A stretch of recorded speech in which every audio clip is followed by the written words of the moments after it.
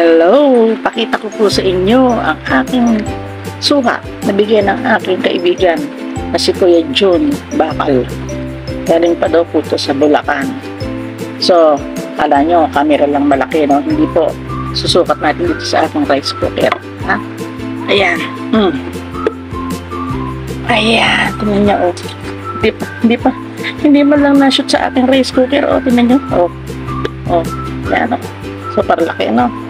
Ako, ang bigat, ang laki. Ayan. So, ito na yung aking babalatan. Maulan kasi, kaya ganyan yung naririnig na maulan. Numpisahan ko na ito kanina eh. Walang naalala ko. Sabi ko, pakita ko sa kanila. Ang ganda pala naman pala, oh. Wow. Ganda. Ang bango. Nako. Alam niyo ba, kung bibilin mo ito sa palengke, aba, yung maliit na ordinaryong suha 190 na sa Robinson. Alin ko na nga Davao yun, pero kahit sa palengke mo pa rin ito bilhin, daan to, hindi lang 100 ang halaga.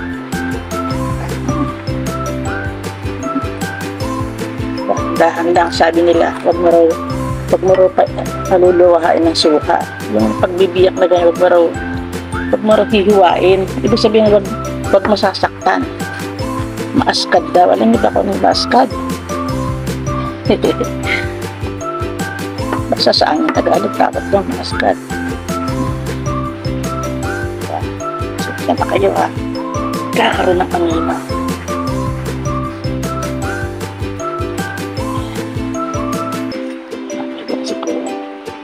Saan yung gatla ko?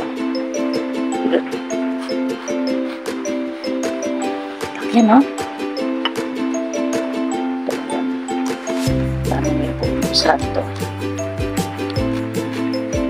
Kasi mahilig ako sa suha. Lalo nga tayo ng aking motor.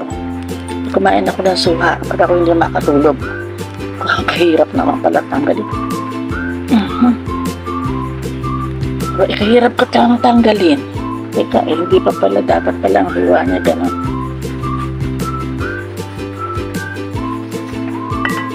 So, pag hiwa lang, naubos na yun. Tuwa, no? Pink pala to, pink. Pink. Hindi pwedeng hindi gagamitan ng kutsilyo.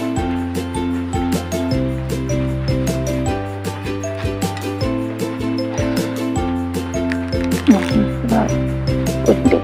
Palitasan din naman ako magsusuha. Ano po? Pasensya na kayo. Nakakapagod. So, nakakapagod mong mag-iwa. Magbalat ng suha. Pagka ganitong kalaki. No? Ayun. Buong-buo nakuha yung isa.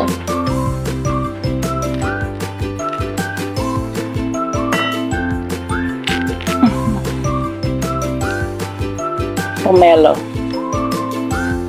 isa sa mga masustansyang pagkain. Ay, naku, nahihiyo. Ang ganda. Akala ko puti. Oh, ganda pala nito. Pink pala to. Parang Davao, ano? Sa Bulacan daw to, ane.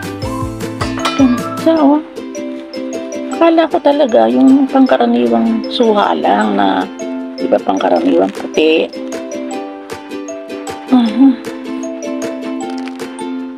Lahat na ng lakas ko, binuhos ko na rito. Wow, ang ganda. Excited na ako. Dalawa na lang.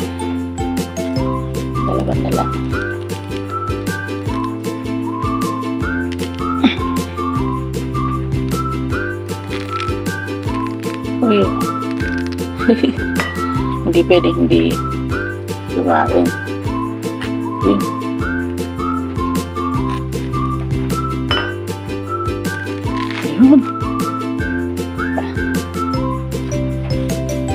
Dahil si Kuya Jun sapat ako yung naalalang dala ng suha.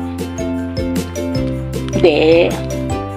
Dadalhin daw niya to sa kaibigan niya. Galing ata sa nanay niya to. Inadaan dito sa amin. Mhm. Eh ba, nagpuntahan kami tungkol sa suha, tungkol sa sakit, sa pasit-pansitan, sa pag-walking kasi ka-walkers ko siya eh. Nauwi ng Pangasinan.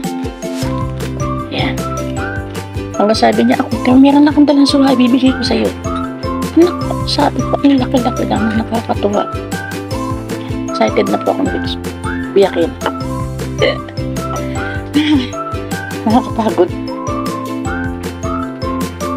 Biyakin na natin. So, umpisahan dito sa gilid.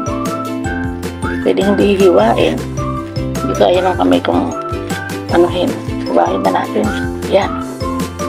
1, 2.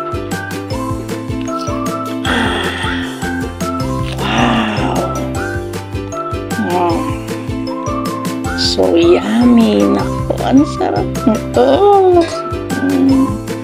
Sarap. Big pomelo. So pinky. So pinkies. Wow. Masarap kainin. Kaya titikman ko na. Nakuha na ko. Ako lang naman kakain ito eh. Kaya kahit kamayin ko. Ay naku, ang katas. Sarap. Juicy. Sarap. Juicy. Kaya napapagod na ako. Kain ba tayo na? Suha. Hindi ko naman ito kakainin ng isang araw lang, ano? Siyempre, abutin ito ng mga 4 na araw siguro sa akin. Lagay ko muna sa gilid-gilid dyan.